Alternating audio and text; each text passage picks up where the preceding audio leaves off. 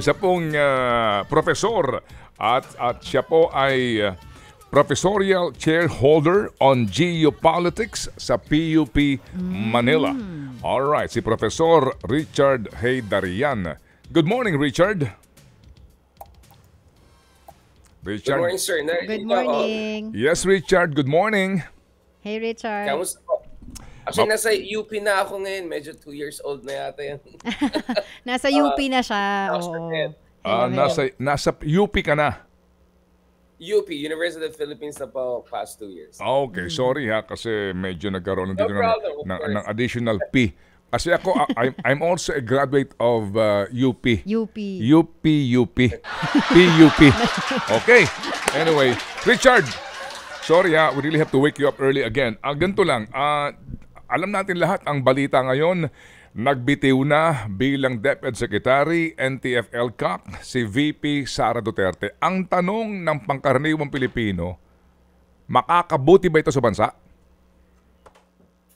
Well, ito yung argumento ni Vice President Sara Duterte. No? Hindi niya na-spell out exactly bakit siya nagbitiyo dito sa kanyang position. Hindi lang sa Department of Education, pati dun sa NTF-ELCAC. Essentially, lahat ng mga position niya sa loob ng gobyerno ni Marcos, siguro ang sinasabi ni Sara dito, or more or less, yun ang pwede mo makuha talaga sa sinasabi niya in between the lines, ay dahil sa politika, dahil sa hidwaan sa pagitan ng kanyang pamilya, at si President Marcos Jr. at yung sinabi ni First Lady na batshot na daw siya sa kanya, dahil dito sa political noise at saka mga hidwaan na yan, siguro sagabal na ito sa kanyang kapasidad para to fulfill yung kanyang mga roles dito sa gobyerno. So siguro mas maganda na magbitiw na lang siya para si Pangulo Marcos ay pumili ng isang tao na may 100% na kumpiyansa at confidence at kumpiyansa at saka trust. At wag natin kalimutan dito ang pinag-usapan din natin yung Department of Education kung saan marami tayong problema. Kakalabas lang yung latest PISA rankings. So ito yung rankings ng mga kabataan, mga high school sa mga math, sciences, reading comprehension. Kulelat na naman ang Pilipinas. So hindi naman inamin ni Sara Duterte na may problema sa Department of Education. But in a way, sana si Paulo Marcos Jr., ang kukunin niyang Secretary of Education ngayon ay someone na talaga may background sa education, preferably someone na may education expertise. Hindi lang educator katulad natin, but someone talaga na may education management expertise. And this is potentially also time for President Marcos to get someone na siguro may tiwala lang siya sa kanya at kung gusto niya gumawa ng malaking coalition, posible din na kumuha siya ng isang Department of Education Secretary na siguro galing dun sa traditional opposition or sa mga ibang grupo na pwede rin tumulong sa kanya para mag-build ng bagong unit team sa darating na election kasi mukhang Duterte at mga Duterte na maging opposition sa 2025 elections. Okay, sige. So to answer my question, makakabuti ba ito? Kasi bagamat sa kanya pagharap sa media, hindi naman na tumangkilik ng mga follow-up questions si VP Sara sa katanungan nga ng media. Meron lang siyang binasangang pahayag at practically ang sinasabi nga ni VP Sara na magtutuloy naman daw yung kanyang paglilingkod sa ating education sector, etc.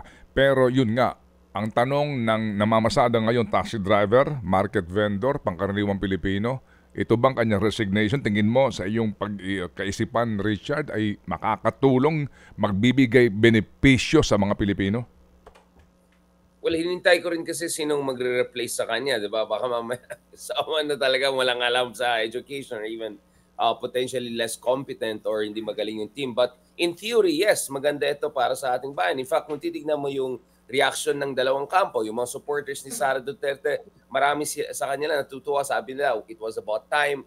Siyempre, nung last time pinag-usapan natin na grabe na talaga itong hidwaan at saka yung mga disagreements sa issue ng West Philippine Sea, sa issue ng anti-communist insurgency. Ang dami mga disagreements So hirap na hirap si Sara Duterte, nakikita natin yan. So yung mga supporters din niya ay natuwa na siguro lumabas na siya ngayon. So more room for maneuver siya. At the end of the day, vice-presidente pa rin siya ng bansa. At nakita natin, in the past two administrations, whether ito si Leni Robredo or si Binay, both of them, nung medyo umalis na sila sa administration, they had more room for maneuver. So ginamit nila yan para i-push talaga yung kanilang adhikain. Supporters naman ng administration, government, okay din sa kanila na umalis na si Sara Duterte kasi sa pagkaalam ko, Ted, medyo matagal na walang full cabinet meeting yata sa Malacanang. Kasi siyempre mahirap kung malaki yung hidwaan mo doon sa isang cabinet member, especially doon sa sensitive issue katulad ng West Philippine Sea, baka wala kang tiwala, wala kang kumpiyansa na magkaroon ng full cabinet meeting. So ang nagkaroon over the past few months is clusters of meetings. So ngayon, pwede na mag-full cabinet meeting si Marcos Jr. ukol sa mga napaka-sensitibong issue katulad ng nangyari sa West Philippine Sea dahil wala na yung isang secretary na perceived or rather not only perceived, so mukhang alam natin lahat, na napaka-iba yung kanyang pagtingin at saka yung kanyang mga mungkahi ukol sa West Philippine Sea issue. So from an administrative and operational standpoint, mas maganda rin na yung kabinet mo buong buo para makarespond ka na mabuti at hindi ka tumitingin kung sino nandyan at hindi. I'm sure si Sara din, medyo ilang din siguro siya na na-alienate din siya dun sa loob ng kabinete. Yun. So, ang sagot ni Professor, makakabuti ito sa bayan, ano? Itong kanyang mga binabanggit na mga pagkakataon nga din na baka may mga pag-aalangan ngayon, ano, sa governance because may isa na alam po naman natin tutol, no, sa ilang polisiyang ipinatutupad ng gobyerno. Paano mo nga makakasama yan sa cabinet meeting kung pag-uusapan natin ng mga bagay na sensitive.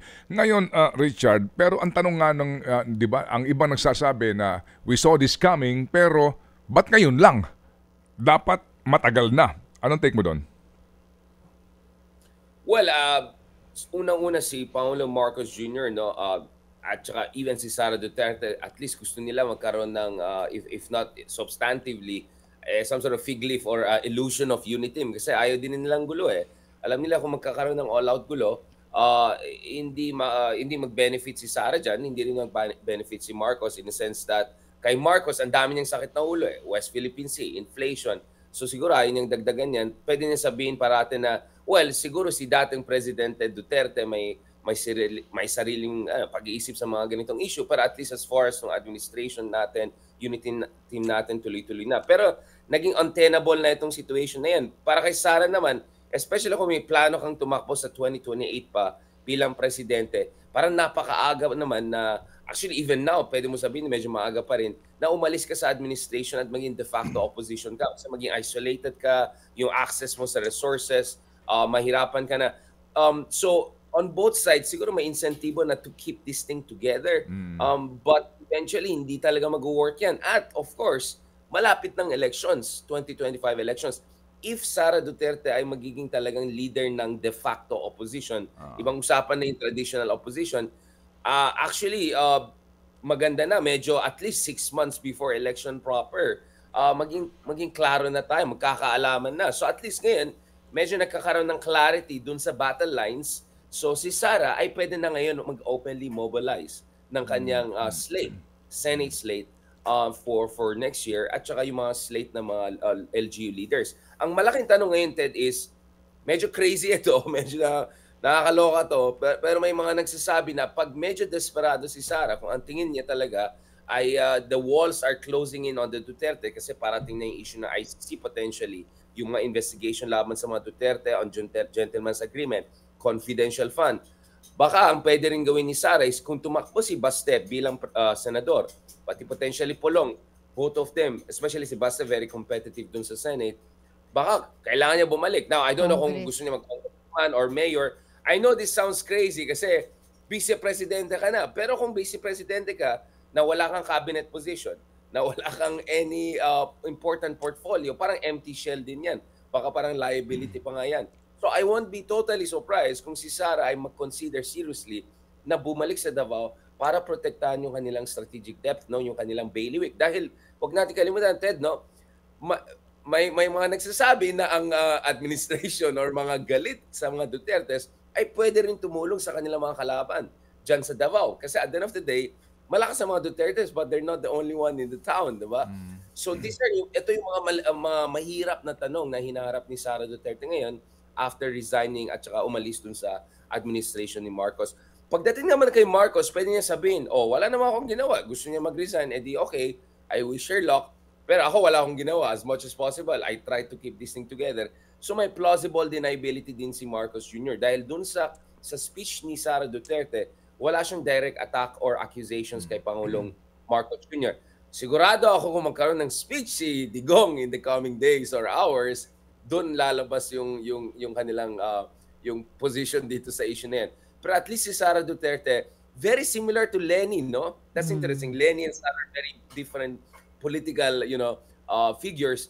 Pero para sila, nung nag-resign sila or pinaalis, essentially sila forced out of cabinet, medyo mabait, no? At non-confrontational, no? Malumana yung kanilang speeches. I find this very interesting. So is this because from a position of weakness yung nangyari kay Sara Duterte, or actually set up lang ito for a more aggressive pushback later on? At ni Sara, biniktima siya, kinawawa siya, kaya umalis siya ng taos puso. Well, magkaiba kasi naman din yung laman ng kanilang sulat, no? Resignation letter, dahil yung kay Lenny, klaro ang dahilan. May dahilan talaga, sinasabi niya. Kasi nga, di ba, hindi mo na ako pinalalahok sa cabinet meeting. Paano pa ako makakapag-perform, no, ng aking function? Dito naman kay Ma'am Sara, walang specific dito na dahilan. Medyo wild nga yung iyong binabanggit na kaisipan, Richard, na babalik sa Davao si VP Sara. Gayong, with all due respect to everyone, alam naman natin na if anything happens to the President, ikaw ang presidente kasi nga ikaw ang duly elected na vice president.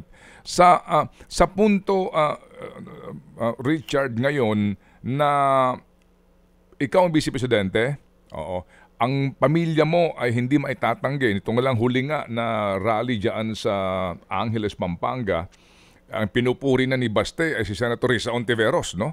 At binabanatan niya si Senator Bongo, no? Ano ang basa mo ngayon dito sa usapin mismo noong alyansa nila sa Davao? Solid ba ito? Kasi si Senator Bongo ngayon binibira na mismo nung kapamilya ng dating pangulo. Well, I mean, pagdating kay Basta naman, medyo free flowing, hindi yung kanya, naalala natin yung few months ago sa Cebu yata or something, parang na-criticize din niya si Amy Marcos na potentially dapat alay din nila dito sa usapin na to. Kasi syempre si Amy Marcos medyo ipit din siya, di ba? Malapit siya kay Digong, malapit siya sa mga Dutertes, kapatid niya naman dun sa kabila. So titignan din natin ang gagawin ni Amy Marcos. I won't take everything that Basta says on face value. I mean, si Basta rin nagsabi few weeks ago na gusto niya ng white flag. Essentially, ayaw na daw niyang gulo. But I doubt that's really the final position at yun talaga mangyari dito. Especially ngayon na umalis ng kanyang kapatid. By the way, Ted, walang sinabi si Sara dito sa letter niya ngayon. But mamaya lalabas na yung mga dahilan bakit sila umalis. Baka hindi siya magsabi, pero yung mga kapatid niya, yung tatay niya pwede magsabi yan. So that's where I would say na hindi pa tapos yung explanation ng kampo ni Sara Duterte or mga Duterte family. Now, going back to Davao issue, siguro ang ginagawa rin ng mga Dutertes ngayon is to make sure yung loyalty, 'di ba? Parang loyalty call ito. Ano ba talaga? Are you with us or are you with the other side? At the same time, ang ginagawa rin so dito pinipressure nila yung mga aliado ni Digong or yung mga iba na medyo nagsi-safe na rin ngayon. I mean, kung ikaw si Bongo ngayon, potentially you can win on your own, 'di ba? Parang number 3 yata siya. Safe na safe siya sa Senate eh. At kung ikaw ay isang politiko, it always makes sense na you try to make sure, di ba? May sarili kang... So in fairness to Senator Bongo, he has been able to build yung kanyang sariling political base. No? Hindi na siya dependent kay Digong like before. Hindi ko sinasabi na lumalaya na siya, but Basta is trying to remind everyone, including Senator Bongo, oy, wag nyo kalimutan, yung tatay ko talagang dahilan dahil nandyan kayo. So show your loyalty, toe the line, within the lane, di ba? Essentially, siguro yun yung positioning na ginagawa nila. And then, interestingly, both sides ay humahanap ng bagong unity. Alright? So nakita na, with Marcos, 3 months ago, nag-announce siya ng itong parang grand coalition for 2025. Kasamang NPC, kasamang iba't ibang grupo, di ba? But hindi sinama yung hugpong. Hindi sinama, obviously, yung PDP Laban faction ni Cuisi at saka ni Digong.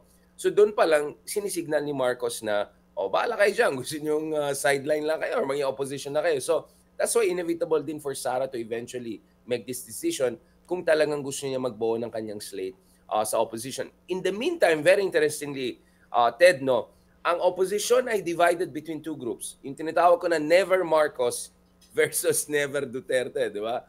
So may mga opposition talaga dyan na never Marcos sila. In a sense na hindi nila kinakalimutan yung nangyari sa panahon ng diktatorya. Galit sila kay BBM for different issues. Sa tingin nila si BBM ay never came clean dun sa legacy ng kanyang ama, etc.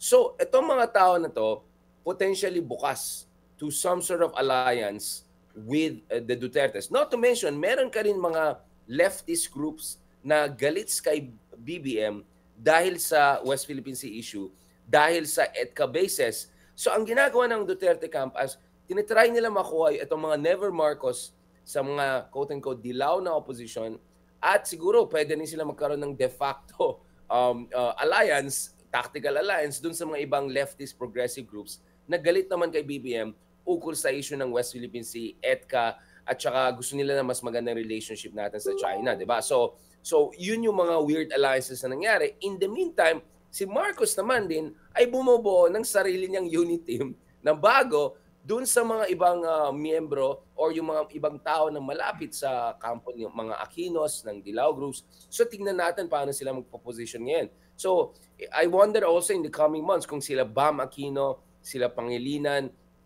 are they also going to position themselves as the other opposition or magkakaroon ng Zarzuela na ito, di ba? Magsama-sama na sila in an intersectional way. So medyo magulo tong election na to kasi pwede kang potential magkaroon ng multiple opposition groups and multiple opposition. Pero kung ikaw ay pupusta, hindi naman tayo pupusta, but I'm just saying metaphorically, doon ka pa rin sa administration because napakalakas yung momentum na administration, yung resources ng administration at TED. Halos lahat ng mga malalaking partido ay kasama na sa koalisyon ni Marcos Jr. So kung ikaw si Duterte ay medyo mahihirapan ka ngayon, kaya talaga maghahanap ka ng mga kahit sino makukuha mong supporters dyan. At the same time, i-remind mo dun sa iba na andun kayo sa gobyerno dahil sa amin, dahil kay Digong. So toe the line, stay in the lane, and show your loyalty. Alright. May tanong sige. Yeah. Actually, yun nga, itatanong in connection to that, sino ba magbebenepisyo dito sa movement na to? Kasi you have certain personalities, political personalities like sila Villar, Cayetano, who supported both during the unity team. So, paano etong dalawa to? Saan natin sila makikita ngayon? Papani? Wala, marami sa mga let's be honest, pagdating sa Pilipinas, master navigator sa mga politikos natin. I don't think ito yung unang beses na nawalang isang koalisyon sa Pilipinas. So if there's anything, I think mas mahirapan ng mga politiko kung consistently isa lang partido in power. So I'm completely confident. In fact, I'm confident even si Amy Marcos ay makahanap ng kanyang diskarte in the coming elections dahil kailangan niya rin niya practical. Dahil hindi na siya nasa top 5, top 6. At yung next 15 ay competitive na. So, malaking kumpiyansa ko sa ating mga politiko to navigate itong bagong landscape na to. And tama naman si Ted In a way, we saw this coming. Pinag-usapan natin yan, yung Three Shakespearean Act, no? Syempre, ayaw ni Sarah maging boiling frog, no? Na hintayin lang na maluto siya. No, nag-decide siya, alis na ako at tutulong na ako dun sa de facto opposition na mangyari sa 2025 election. So, even though hindi niya... Kasi si Professor kasi nga, hindi naman nabago, no? Yung alam niya ng mga kulay nitong mga itong mga lalo na yung mga negosyanteng politiko, di ba? Siyempre, alam ka namang banggain mo ang nakaupo sa administrasyon. Professor, kasi ngayon nga sinasabi, no, pati si Senator Trillanes nagsasabi, oy, Ma'am Lenny, nasaan ka na? Kasi maaaring ituring mo na oposisyon si VP Sara sa usapin lang po nitong pinoproblema ng kanyang pamilya at maging yung klaro na din naman, di ba, nagsimula ito doon pa lang sa pag-reject sa kanyang confidential fund Right? Yes. Doon, yun palang palatandaan na hindi na ito magtatagal kasi nga dapat doon daw sinuportahan siya ni Pangulong Marcos para mailusot yun sa Kongreso pero hindi, pinabayaan lang, di ba?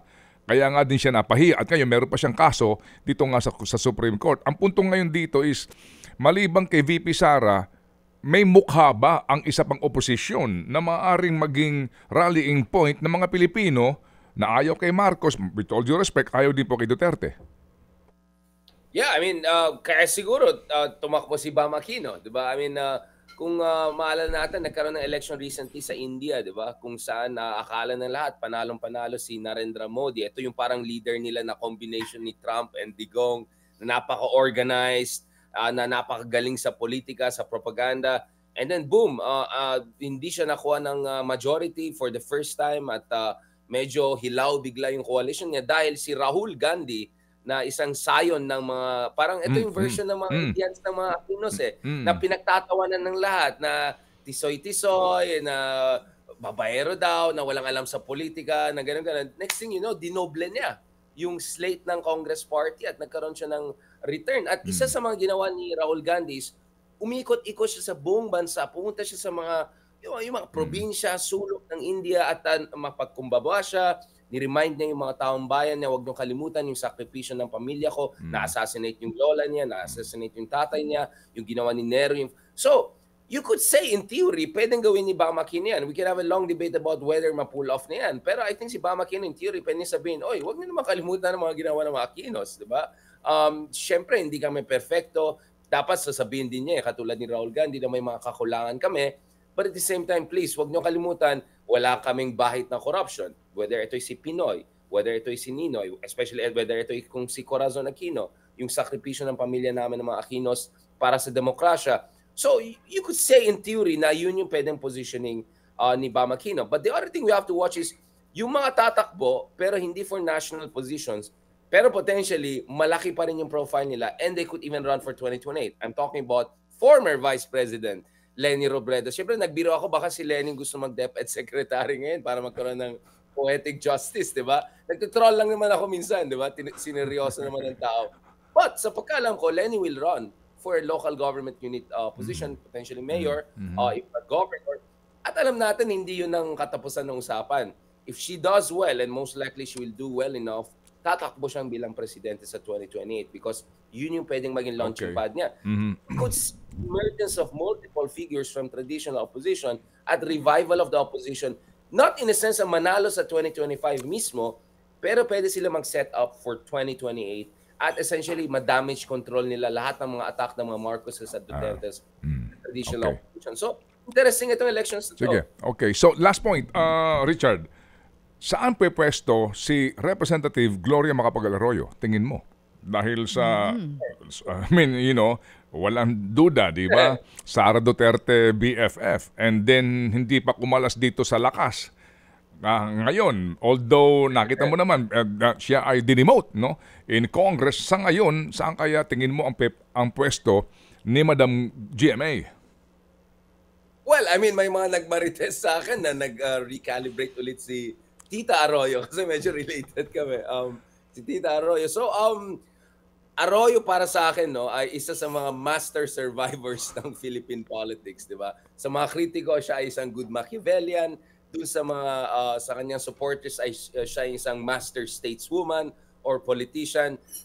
I'm sure she'll find a way na kung saan she can still maintain. Kasi kung titignan mo si former President Arroyo, ang power niya talaga is behind the parang in the corridors of power, no, behind the scenes talaga yung power niya dahil never naman siya naging popular talaga after nung mid 2001. I think the last time na popular siya yung first part ng 2021 bago yung kasagsagan talaga ng EDSA 2, di ba? After that, she never recovered in terms of her popularity for the next 20 years or so. Pero malakas pa rin si Arroyo dahil marami sa kanya mga appointees dati ay nasa positions of power pa rin. Marami sa kanya mga proteges ay very influential sa Malacanang hanggang ngayon. So it's not like kay Sara lang siya nagdedepende or kay BBM lang siya nagdedepende. Base sa aking, sa narinig ko, actually, yung mga dalawang grupo na yan ay nagdedepende din sa kanya for her advice, for her counsel, but also for her networks. So si Arroyo ay master of network power. Dahil sa lahat. Tagal niya sa power, almost 10 years. Alam mo yan, di ba? So that's where she wields her power. So in a way, baka si Arroyo pang may leverage dito. Mas mag-worry ako dun sa mga pwede niya i-abandon for the other side if ever yun ang gagawin niya. For now, obviously. Sa ngayon kasi obvious din naman, Richard, na wala na sa, kumbaga, ano bang tawag doon? Wala na sa radar. ng Marcos camp si dating Pangulong Arroyo, hindi nakakasama sa mga biyahe. I mean, di ba? If you notice, nung una, lagi siyang kasama. And all of a sudden, hindi na siya kasali sa mga biyaheng ito. For obvious reasons then, right? So ngayon nga, ito rin magandang abangan natin dahil may mga kaalyado naman siya sa Kongreso na malaking bagay din pag pinag-uusapan natin eventually ito ng posisyonan para nga sa midterm election and yung malayo-layo pang 2028 national election. So Richard, tawagan ka namin sa 2028 ha? Hindi. Mas antok ako ngayon. So, sana next time medyo mas late pa. Hopefully sensible yung sinabi ko kahit antok tayo. Hindi naman. Yung nga ang pinaka-importante. Ang tanong dito ng ating mga kababayan, na ngayon po hindi pa nakaka-boundary kung taxi driver. Wala pang pambili ho ng bigas, no? Ang nagugutom, may pakinabang ba kami dyan? Di ba? Ano ba ang pakinabang ng bayan sa pangyayaring ito? Yun ang katanungan ng pangkaraniwang Pilipino. Salamat na marami, Profesor. Salamat. God bless po, sir. Thank you. Thank you. Si Richard Heydarian. Ted Filon at DJ Chacha. Ngayon, nasa Radyo 5, 92.3 News FM. Monday to Friday, 6 to 10 a.m.